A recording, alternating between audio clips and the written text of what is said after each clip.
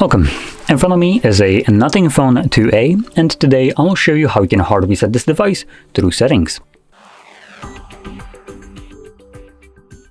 So to get started, you want to open up your settings, then scroll all the way down to System, and then select Reset Options.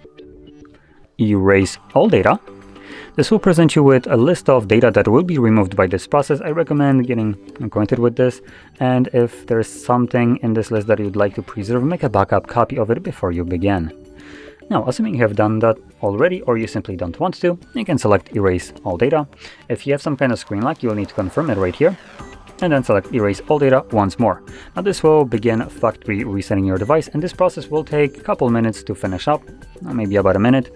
Once it's completed, we'll be presented with Android setup screen. So I'll be back once that is visible for me.